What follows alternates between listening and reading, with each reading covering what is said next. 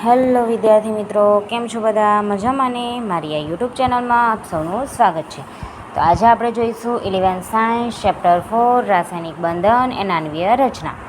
તો એની અંદર આજનો આપણો ટોપિક છે C2H6 અણુમાં sp3 સંકરણ. C2H6 છે એટલે કે ઇથેન અણુ 2 કાર્બન પરમાણુ ધરાવે છે. આ બંને કાર્બન પરમાણુ OsP3 સંકૃત અવસ્થા ધરાવે છે અને 4 sp3 સંકૃત કક્ષકો રચે છે.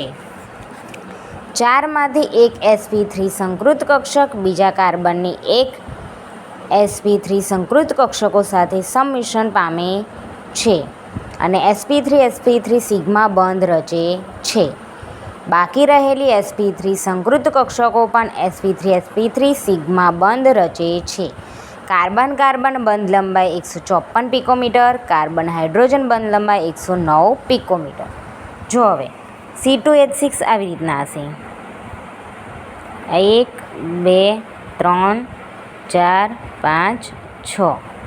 આ હાઇડ્રોજન, આ હાઇડ્રોજન, આ હાઇડ્રોજન, 1 1 1 આવી રીતના હાઇડ્રોજન હાઇડ્રોજન હાઇડ્રોજન થઈ ગયું. આઈ સિગ્મા બંધ, 2 મિશ્ર થઈ એ સિગ્મા બંધ, આઈ સિગ્મા બંધ, આઈ સિગ્મા બંધ, આઈ સિગ્મા બંધ અને આઈ સિગ્મા બંધ થઈ ગઈ. હવે જો કાર્બન છે એટલે 1s2 2s2 2p2. હવે આની અંદર 2 હશે ધરા સ્થિતિમાં, આની અંદર ધરા સ્થિતિમાં 2, પીમાં 1 ને 2 બરાબર. હવે જો ધરા સ્થિતિ, હવે ઉત્તેજિત સ્થિતિ 1sમાં તો એના 2sમાં શું કરશે?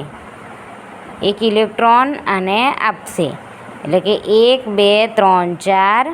હવે એક s ને 3p એટલે sp3 સંકૃત કક્ષક રચશે.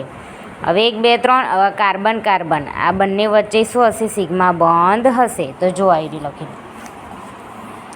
આ કાર્બન કાર્બન બંધ લંબાઈ જો આવી કાર્બન કાર્બન બંધ લંબાઈ 154 પિકોમીટર એ આવી 154 પિકોમીટર અને કાર્બન હાઇડ્રોજન બંધ લંબાઈ 109 પિકોમીટર.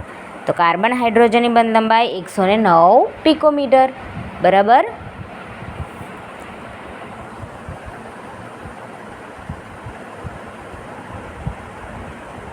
ચાર sp3 થઈ 1 2 3 ને 4 થઈ ગઈ એમ જ. હવે બીજું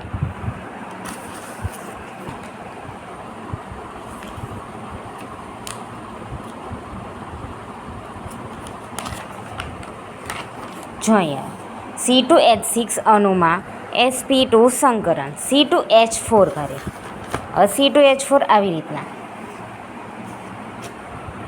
C2H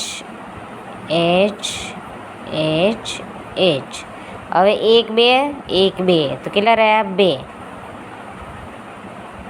આ રચશે, આ સિગ્મા બંધ, આ સિગ્મા બંધ, આઈ સિગ્મા બંધ, આઈ સિગ્મા બંધ અને આઈ સિગ્મા બંધ. કેવી રીતના?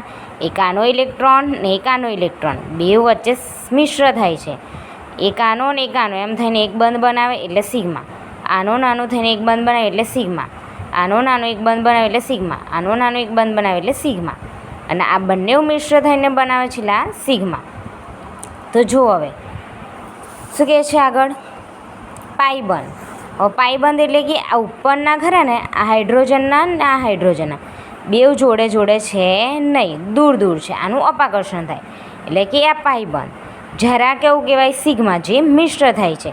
આઈ કાર્બનના ને આઈ કાર્બનના બંને મિશ્ર થાય છે એટલે આ કેવું કહેવાય? સિગ્મા બંધ. અને આ ને આ બેવ હાઇડ્રોજન દૂર દૂર છે, અપાકર્ષણ થાય એટલે કયું હોય? પાઈ બંધ હોય બરાબર. આ બંને વચ્ચે જો આ બેવ દૂર દૂર છે તો આ બંને વચ્ચે પાઈ બંધ. આ સિગ્મા આ સિગ્મા આ સિગ્મા આ સિગ્મા આઈ સિગ્મા. જ્યારે દૂર દૂર એને શું કહેવાય? પાઈ બંધ. આગળ આવો જોઈ રહી એની આકૃતિઓ.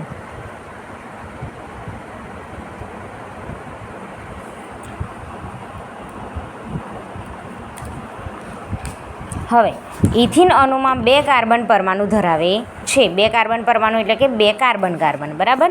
આવી રહ્યા જે હતા એ પછી આ બંને કાર્બન પરમાણુઓ sp2 સંકૃત અવસ્થા ધરાવે છે અને 6sp3 સંકૃત કક્ષકો રચે છે.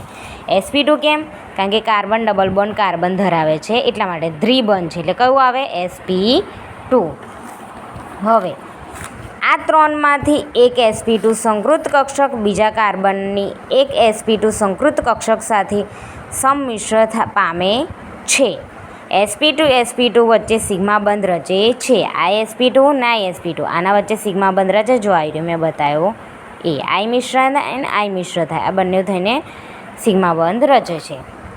હવે બાકી રહેલી sp2 સંકૃત કક્ષકો પણ sp2s વચ્ચે સિગ્મા બંધ રચે છે. એક કાર્બનની સંકૃત ન થયેલી કક્ષકો બીજી કાર્બનની સંકૃત ન થયેલી કક્ષક સાથે સંમિશ્ર થઈને પાઈ બંધ રચે છે. જો આ જોઈન્ટ નથી થતા, દૂર છે એટલે કયો આવે પાઈ બંધ. આ બંને અપાકર્ષણ છે, દૂર રહે છે એટલે શું આવે પાઈ બંધ. બરાબર. જે મિશ્ર થાય નજીક આવે બંધ બનાવે એને શું કહેવાય સિગ્મા. જે બંધ બનાવતા નથી દૂર રહે છે અપાકર્ષણ થાય છે એને શું કહેવાય પાઈ બંધ. હવે કાર્બન હાઇડ્રોજન sp2s બંધની બંધ લંબાઈ 108 પિકોમીટર છે. આ કાર્બન હાઇડ્રોજન હતા એની બંધ લંબાઈ કેટલી 108 પિકોમીટર અને સંકૃત ન થયેલી કક્ષકોની બંધ લંબાઈ 134 પિકોમીટર.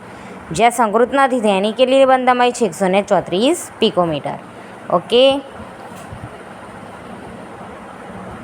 ઓકે વિદ્યાર્થી મિત્રો, જોઈ લો આજનો આપણો ટૉપિક જે બનાવીએ.